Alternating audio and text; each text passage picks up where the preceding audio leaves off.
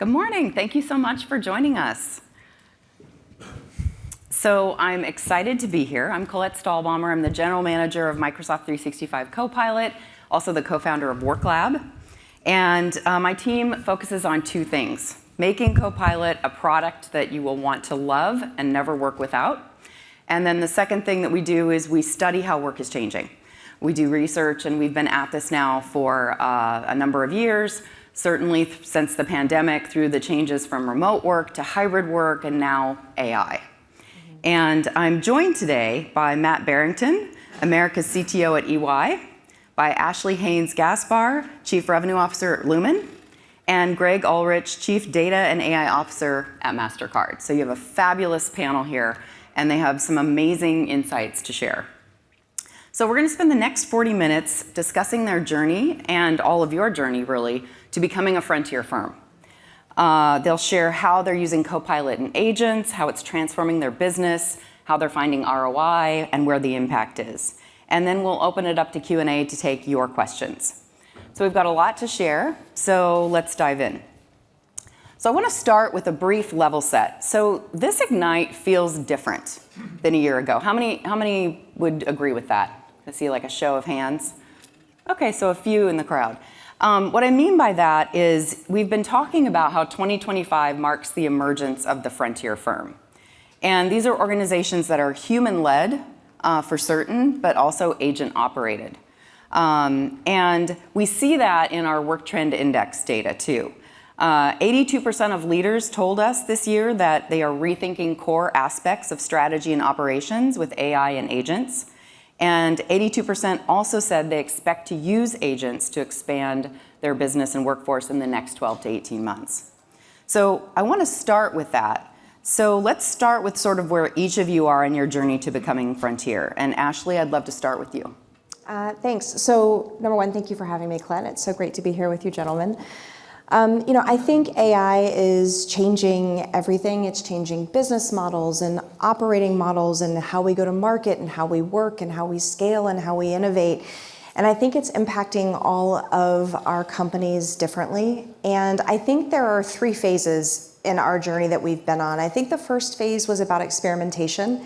It was really, what is this AI thing? How does it fit in? How can we use it? And I think for us, that was probably about a year to 2 years ago in our journey.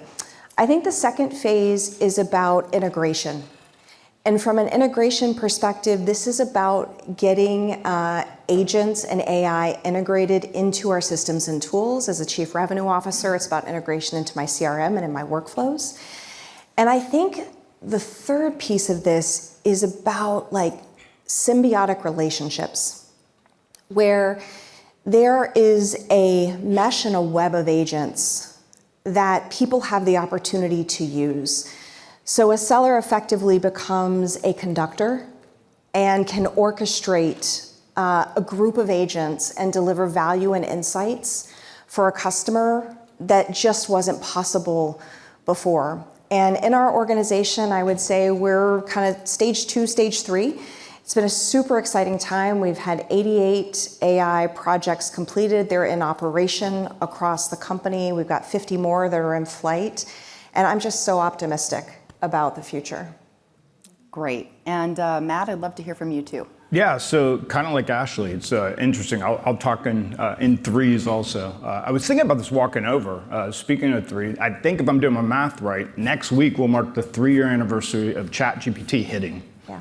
And it's hard to believe that it's only been 3 years. The pace of change is just at a level we've never seen before. I'm our CTO, so I tend to spend a little more time on the tech side of things, but also I'm driving our AI disruption. EY's 400,000 professionals across 150 countries. We have 4 core businesses. We've been viewing AI as an opportunity to rethink the entirety of how our firm runs and operates and how we'll deliver value in market. So the last 3 years have been an interesting journey. I think we started with an era of experimentation. I've talked to a lot of clients. I think it kind of holds true. We had about 1,200 use cases that were super entrepreneurial that the teams had pulled together. We really didn't have any way to actually measure value. So even if we could have waved a magic wand and made all 1,200 of those use cases reality, we didn't know if that would be accretive to the firm or not. So we actually took a step back and looked at the emergent patterns and started to think about things in a very different way, just like Ashley talked about. So at that point, we had done some interesting things with scaled RAG, done some interesting things with multimodal. We were starting to experiment around what the emergence of agents were going to look like. And we kind of came up with this approach around something we were calling plus 10 and 10x, which I think you guys are using the 10x this week, which I'd love to see. So it allowed us just to categorize the capabilities and understand the best way to apply AI, because AI isn't great at everything yet. It will be eventually, but there are areas where it's better than others. And so we used kind of a bolt-on approach for the things that were plus 10 at scale through AI factories. And we've seen really good uptick with that, where we're kind of using human in-the-loop approaches, not refactoring the workflow end to end. And then we did something very different with the 10x. So 10x for us was, how can we actually just do something that we couldn't do before? We are a people-based business, so we are resource constrained. So with if plus 10's around productivity, 10x for us was like, what's the art of possibility? Like if you weren't resource bound, what could you actually do? And so we've done some really interesting work. We've got a couple new business models that we've implemented. We've got some addressable market plays we're driving there. Early innings, like you're talking about, but really good impact so far. Great. Greg? Sure. So if I back up, Mastercard's been leveraging data and AI. It's sort of foundational to our company for a couple decades. And so 2 years, 11 months, and 2 weeks ago, I guess, when things started to change a little bit, we had a solid foundation, but we got to a place where there were sort of 1,000 flowers blooming and everybody had a bunch of ideas. What we created last year was more of a hub and spoke model. So we want to continue to enable our organization to innovate, but we created basically a hub for centralized platforming to bring data together in new ways, where we had spent a lot of time bringing our core transaction data together, anonymizing, aggregating, cleansing it. But we have so many other additional data sets in the organization that, when brought together, can enable brand new use cases, 10x use cases. So we brought the data together, the AI tooling together, and are enabling the organization to innovate at scale. I think where this year's been different is, last year you had people getting used to tools and using them for sort of mundane tasks. Now we see people using, say, Copilot Studio to create agents on their own for their own workflows. And we have over 700 examples of that happening. The sort of ramp up of how the employees have engaged in it has really changed. When I think about how we're using it as a firm, one, it's to help our employees and our company be more productive and effective. That's a lot of knowledge management tools, as well as these sort of role-specific agents. We use it to help drive value for our customers in the ecosystem. That's around making commerce safer, smarter, and more personal. And then finally, we're trying to stay ahead of innovation. So agentic commerce is a big topic for us right now. How do we think that's going to evolve? And likewise, how do we start spending more and more time on where 10x opportunities are, now that we're a little bit more used to the patterns of how this can be used on a day-to-day basis? We understand where it's useful and not useful. How do we start experimenting to get some more meaningful unlocks than some of the block and tackling that happened last year and the year before? Yeah. Great. Okay, that's a good overview. Now I want to kind of click in a little deeper. So Matt, at EY, your consultant of the future, I believe you call it, initiative is transforming what it needs to be a knowledge worker. You talked about how you're deeply integrating agents into daily work. What do you think about this concept of a human-led, agent-operated organization? What does that look like in practice? We're finding out. It is interesting. I was with a bunch of executives last week at one of our clients, and we had an interesting discussion around, if you manage people, this is probably the last calendar year where you'll just be managing people. Next year, you're going to be managing a mix of people and digital workers or agents or however you want to refer to them. That's actually game changing. Okay. So the way we've been thinking about this is twofold. One, we've been early adopters. So I mentioned, I can't, I'm not as smart as Greg, or I would rattle off the exact time frame he mentioned, but roughly 3 years ago, we knew we needed to move fast. Like, we couldn't afford to go at typical EY pace and fashion.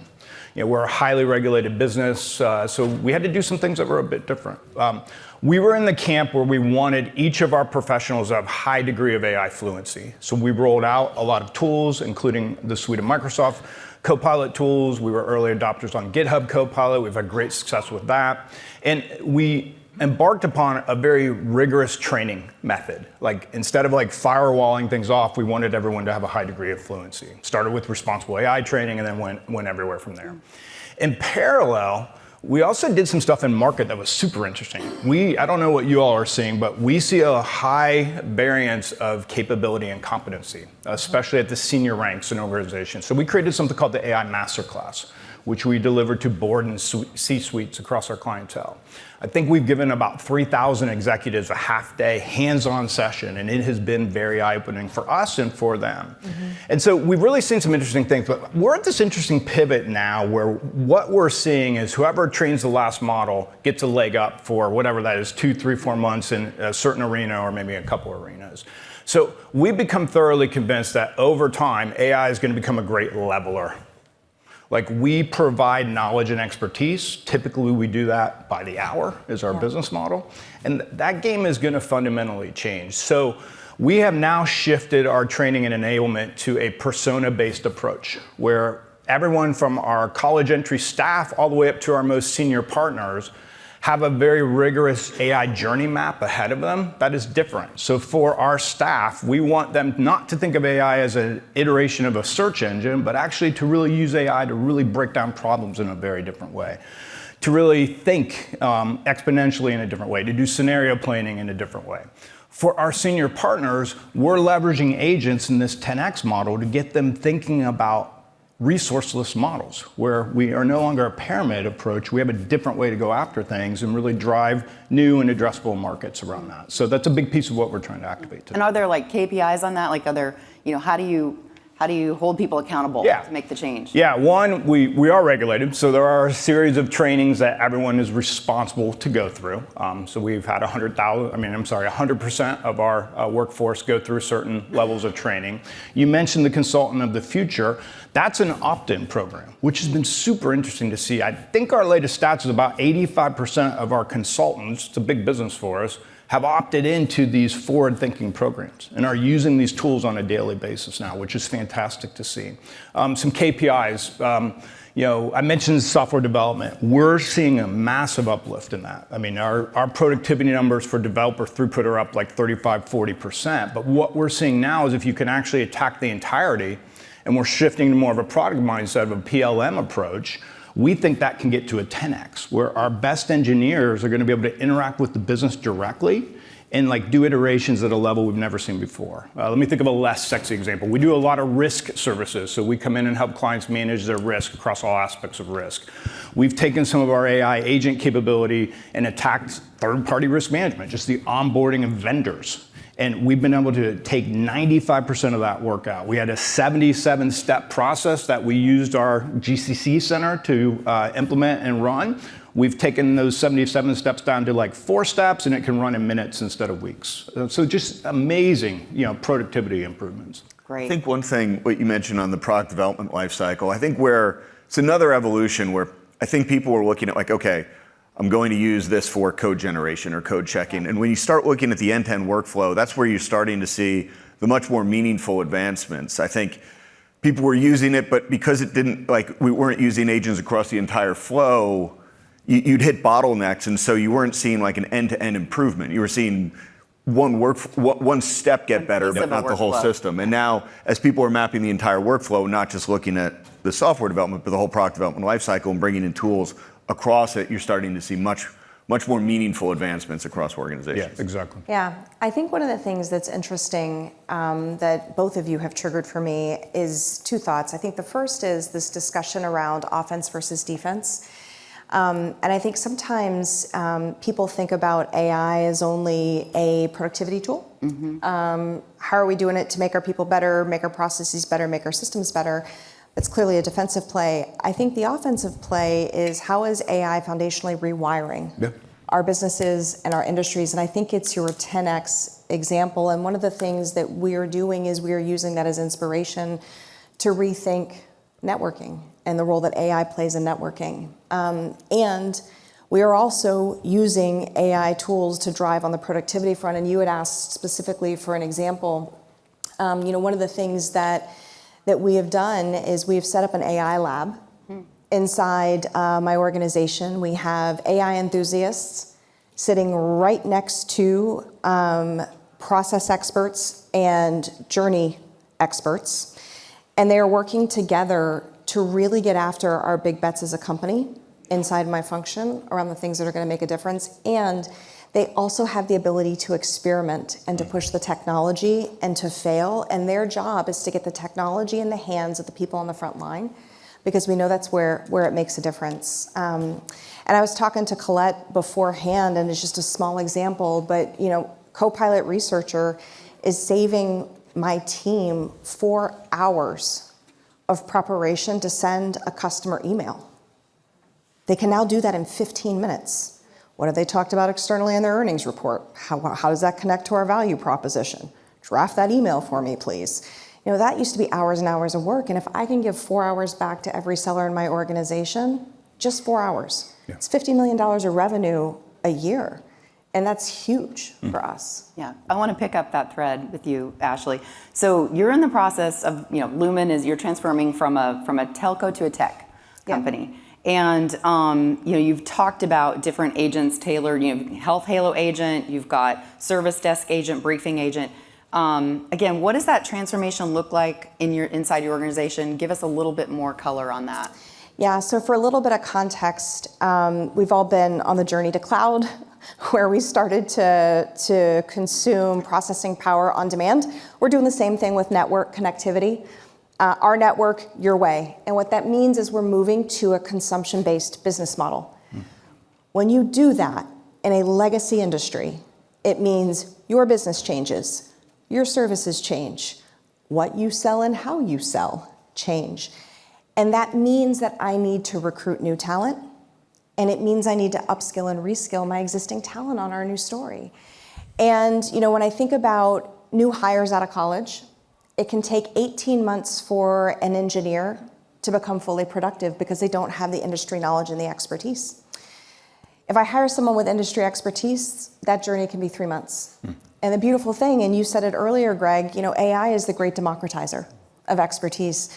So we're working with agents to democratize that expertise, to drive time to productivity for our commercial humans, so that new people that are inside the organization can retire a quota faster, they can get to their number faster. Those are better outcomes for the company and for customers.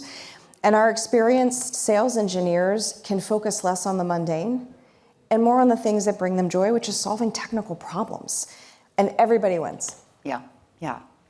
Greg, Mastercard, you've said, is all in on agents, and you've made a bet on agentic commerce. You mentioned this earlier. Tell us more about Mastercard's approach, and why do you think this is giving you a competitive advantage? So I guess a few different buckets of where we're playing in this. On the internal side, we've created agents, like a lot of others, for a lot of the processes where we feel Gen AI or the technology is a good solution for the problem we have. So in customer support, we have more of a B2B function than a B2C, but there's a lot of very complicated product documentation, technical documents that has been a great application of creating agents that can train on that technical documentation and enable a much more effective back and forth between our human agents and our customers. Another place we've used it, and we've used Copilot for all of this, is we don't have 400,000 consultants, but we do have about 4,000.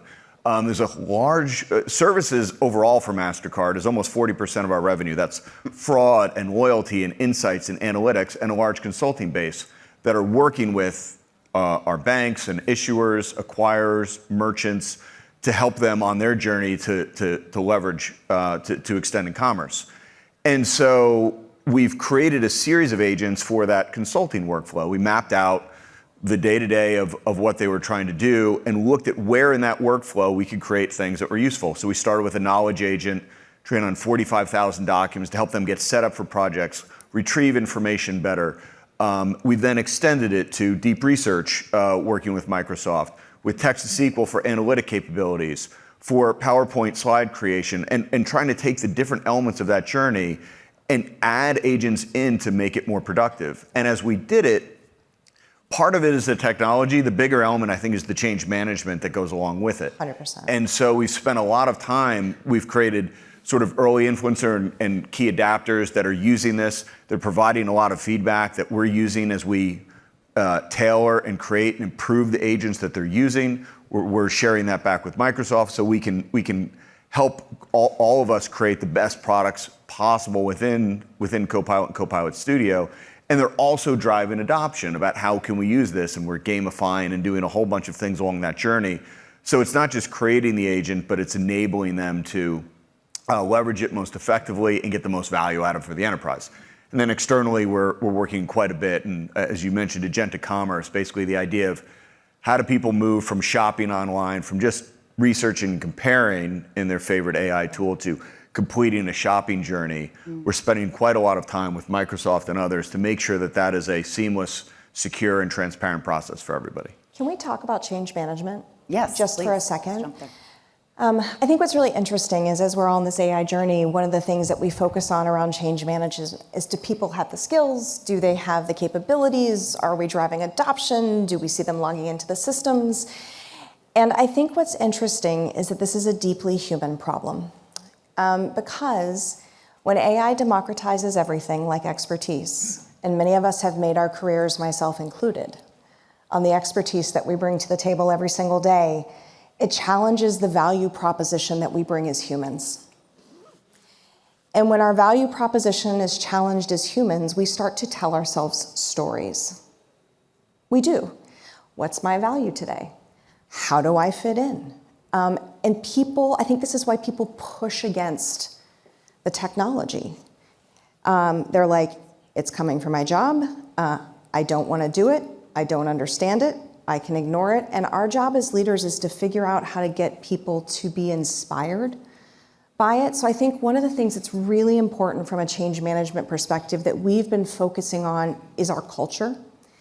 And we've been doing some work with Brené Brown. Any Brené Brown superfans in the room? Yeah, dare to lead. And one of the tenets of her work is the story you tell yourself. And this has become part of our lexicon across our 27,000 employees. And one of the things that we're talking about is how do we give our employees agency and training to redefine their own value proposition with AI riding shotgun so that they're in control of their value proposition in today's context and their brand in today's context. Because we think that agency around their value proposition is so, so important. But I think that's what gets missed sometimes in the change management piece of it. Yeah, Ashley, I think that's so important. Yeah, I mentioned we're still early days of this, even 3 years in.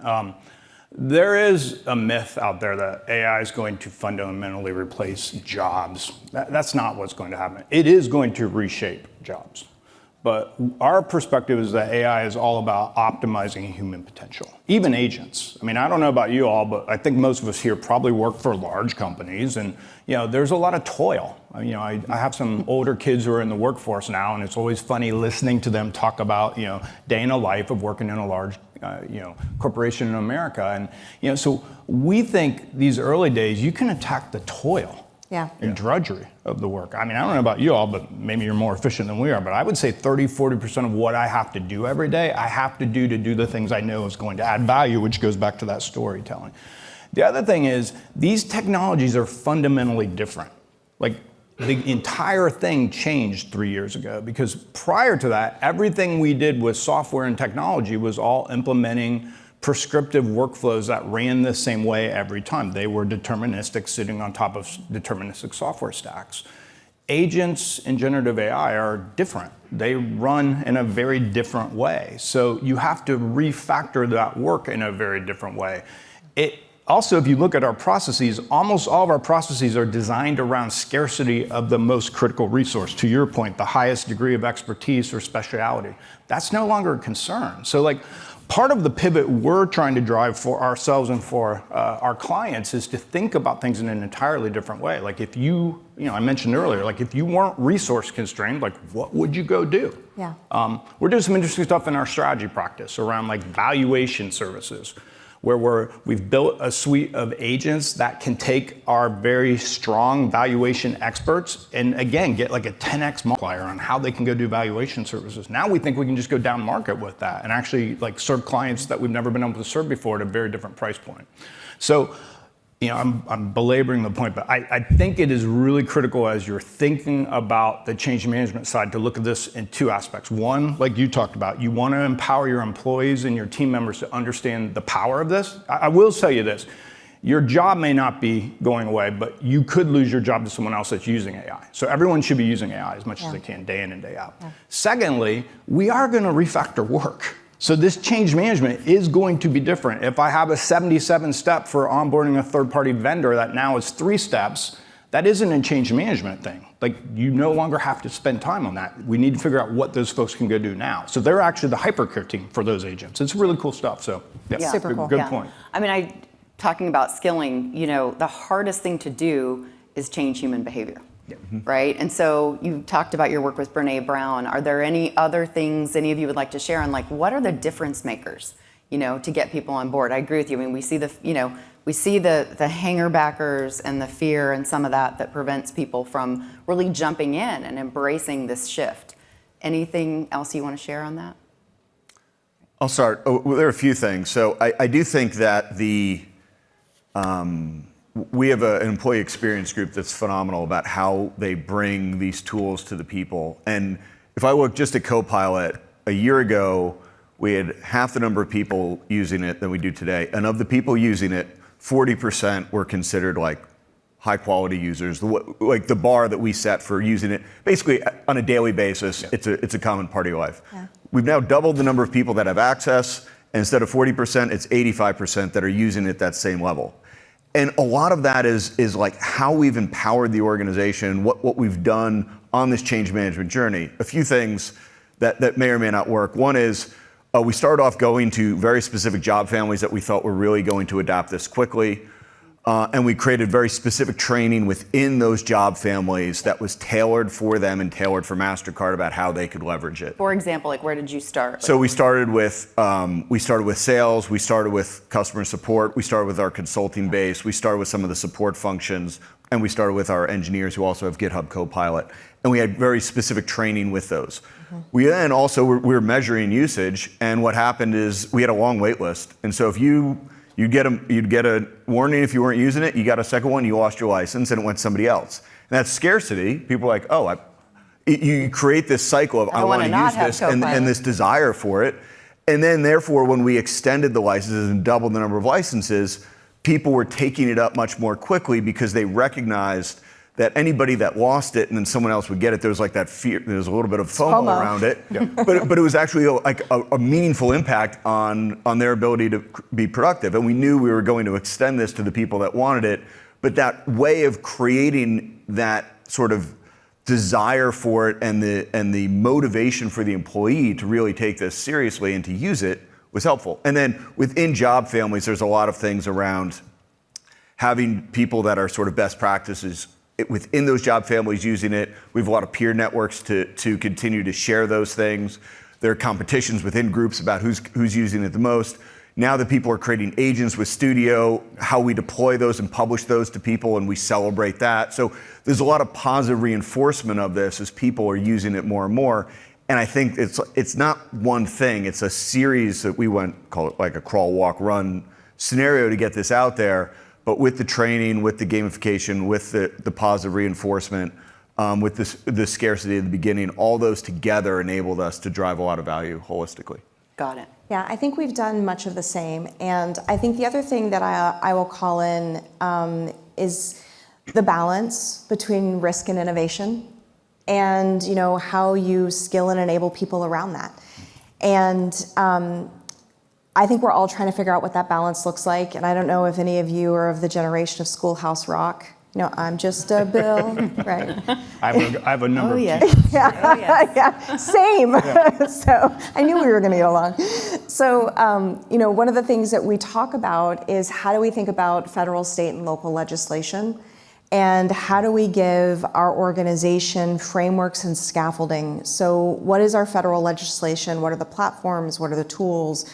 What's the company-wide training? How do we approach that? What are our privacy, as an example? How do we think about these things? Security. And then at the state level, that really becomes the EVP's roles. And how do we then think about that within our functions, and what does that look like? But then you've got to empower people at the local level, because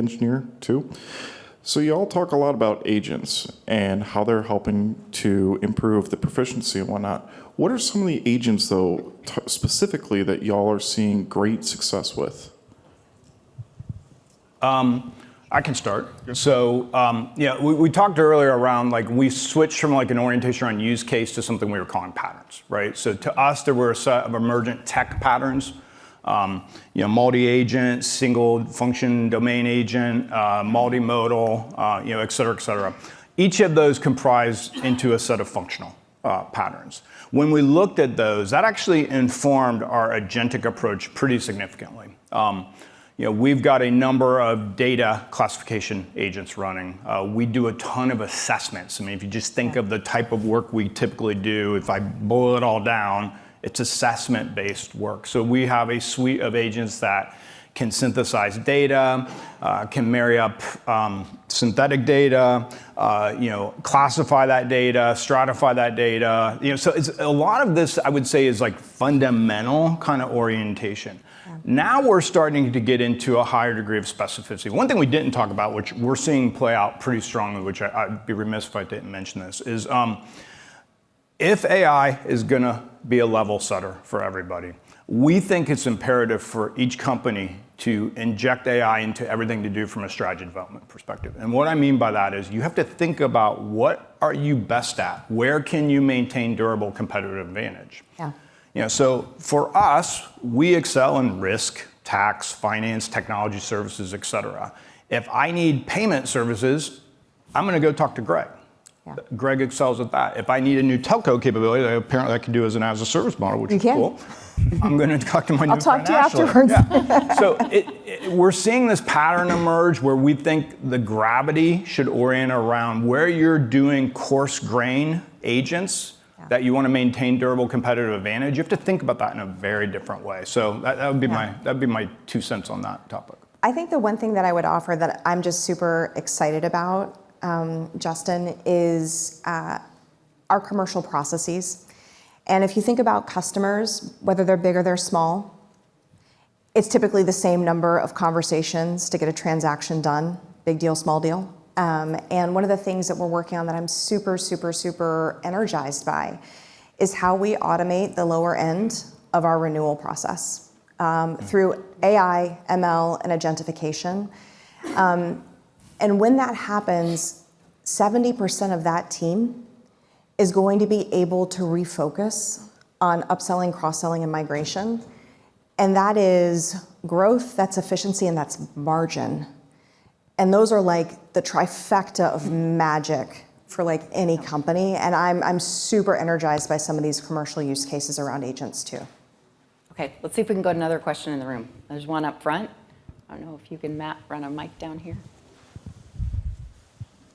And that'd be great. Yeah, if you could stand and say your name, that's awesome. Hi, Adrian Tang from the UK. I'm actually a radiologist. And I don't know if you know about the NHS in the UK, but in contrast to all the companies that you seem to work with, the NHS is very resource constrained and quite risk averse to innovation and quite risk tolerant to precedent. So, I mean, I think it's a truism that you have to learn by mistakes, especially in something as bleeding edge as agentic AI. So, and obviously in healthcare, especially in radiology, there are never events, aren't there? You can't, well, AI is not allowed to miss a metastasis in a liver. I am. Humans miss 5 to 30%, but you can't let AI do that. So I guess the question for the panel is if you can imagine a never event in your own industries, and has AI, has your journey with agentic AI led to that happening, whether just due to proper AI failure like hallucination, or just kind of deploying it in the wrong workflow, and how do you manage that? How do you apologize to your customers and all of that? I can start on that. Sure. That's a great question. So it's a wonderful question that goes to a lot of the things that really matter. If I step back and I think about the responsibility and why we create a bit of a hub and spoke model at Mastercard, our company rests on a lot, but trust, I'd say, is probably at the heart of it all. You want to have trust that when you tap your card, the merchant has never met you, but they trust that they're going to get the money, you're going to get the good. If there's something wrong in the system, you have recourse, you can manage a dispute. Trust is really at the heart of everything we do. And when you're processing 160 billion transactions a year, we don't have, there's not a lot of desire for glitches in that system, right? So we have to maintain that at an incredibly high level of fidelity and security. And so how we deploy AI in our ecosystem has a very high bar, because the regulatory concerns, but really the bar for us is what is the experience for the consumer and for our customer, and making sure we don't damage that in any way. So I think where we started, and again, this predates the sort of Gen AI revolution, but sort of data and tech responsibility principles are things that we've had for quite some time, and they're not just principles, like they literally are ingrained in the entire software development stack, our entire tech stack, and now in our AI development stack, where from the jump, these things are looked at. So I mentioned there are 700 agents that people have created in Copilot Studio. None of those get published to the enterprise without a really clear governance check and responsibility check to make sure we're looking at bias and efficacy and potential changes. When we've created something, I mentioned what we've done for product onboarding and customer success and creating an agent to look at that documentation. We spent quite a bit of time, probably longer than I'd say average companies, on Q&A tests with our experts to check every result to make sure that we were providing a good enough solution. And that's still something we point to our human agent as opposed to going direct, because while we're very comfortable with the efficacy of that, we still want that final check in the process, and we think that the gains we're getting are sufficient. And then if I even look at fraud and our fraud modeling, that's all AI based. When you tap a card, we have 100 milliseconds to give a score to it. How likely from 0 to 999 is that to be fraudulent or real? We're now using Gen AI to bring more data into that ecosystem, looking not just at your previous transaction history, but people that have shopped at that merchant that maybe you haven't, and what their patterns look like. And again, the testing and validation of all that to make sure that it's giving proper signals and not false positives, and testing that rigorously is sort of fundamental to how we're going about that. So we put, I think we're cautious on all these things. And lots of humans in that. Yes, of course. And there's a lot of caution to test that and to make sure that we're comfortable with it before these things get rolled out broadly. And I think the role is, how do we balance responsibility and speed and innovation? And I think that's fundamentally, that's why we have this hub approach. Is there are people that want to push these things out immediately. If it's low risk, there's one dimension, but if it's hitting our network or hitting a customer experience, then we're going to make sure we're bringing the trust and responsibility we need. So we have a radiologist in the room, because it goes to the point we were talking about earlier. So I cheated. I was jet lagged. I'm East Coast based this morning. I was watching CNBC and the AI summit with Kingdom of Saudi Arabia, and Elon and Jensen were on stage, and Jensen talked specifically about radiologists. If I remember correctly, like when this hit and they started to publish all the data around jobs that were going to be most impacted, radiology was one of the top. For us, we have a number of tax professionals. Tax preparation was on that list. And the interesting fact is it's actually gone the opposite. So, and I'd love to talk to you after and see if you share this consensus, but like we now have a shortage of radiologists, because the radiologist's role isn't to decipher what's on the image. That's actually toil. The radiologist's role is to figure out what that image is showing them and get to the right prognosis and treatment plan. So now we've got a shortage. This is game changing for us. But to your good question, one of the things you have to implement, and this is for the foreseeable future, is it's got to be human, AI, human in every refactor workflow. Yep. Especially if it's business critical or life critical in your field. So I think that's a great call out. Okay. So the answer, because my original question was, how do you manage and recover from a mistake? But I think the consistent view, and clearly it's a public panel, so I guess you've got to say this, but the impression I'm getting is don't make a mistake in the first place. No. I think you have human in the loop. I was going to, human in the loop. I think you have to design for excellence, as you would with a human. And I think your recovery, whether it's a human issue or an AI issue, and trust is broken with a customer or a stakeholder, looks the same. You own it and you figure out the remediation path together. Yeah. Okay, we're coming down to time already. That went so fast. You've had such amazing insights to share. Thank you so much. To close, I'd love it if each of you could share one thought with the audience, maybe 30 seconds or so. What's one, for the leaders in this room, what's one insight you'd leave them with about their journey to the frontier firm? Mm-hmm. One piece of advice. Want to start? Yeah, I'd be happy to. I think throughout history, technology has gotten people either excited or apprehensive, or a combination of both. I think AI is driving the same kind of feelings for everybody. I think AI, we are in this place where it's not going to replace our humanity. I think it is the ultimate tool for ingenuity. And I think AI at this stage is really about taking away the mundane so we can focus on the meaningful. And I think if you bring that work and that mindset to whatever AI initiatives you have inside your organization, I think that's powerful. And I was going to say something similar. We've talked a lot about the toil.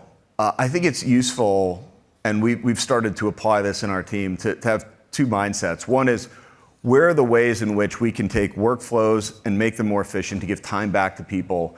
And then separately, how do I think about what is the art of the possible beyond what that is, and where there are new frontiers for the technology? And enabling both, how do I make life more productive and make life more enjoyable and take away the parts of the job that people don't like? And then how do I create space to imagine brand new frontiers has been useful for us to have in parallel. Yeah, I would echo something similar. So on the people side, and you said to talk to leaders, so if you're leading people, you need to give them space. This is venture-oriented work. To Ashley's point earlier, it isn't all going to work. So you've got to get comfortable with failure. You've got to get comfortable with iteration.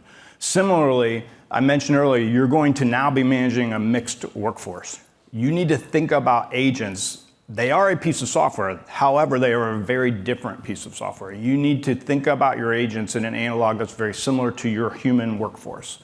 So as leaders, it's going to be dependent upon you to understand what capability sets and functions you're encapsulating within those agents and how you're going to protect where those agents run and operate and what data accesses they have.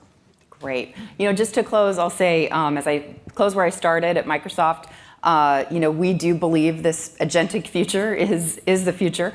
We've studied work more deeply than any other organization on the planet, we believe, so much so that we wrote a book. And so it's called 𝗦𝗲𝗀𝗏, and you can get a copy at the exit when you leave, so we'd be happy to give that to you. And thank you, Matt, Ashley, and Greg, for your time on the panel and all the insights you shared. Thank you.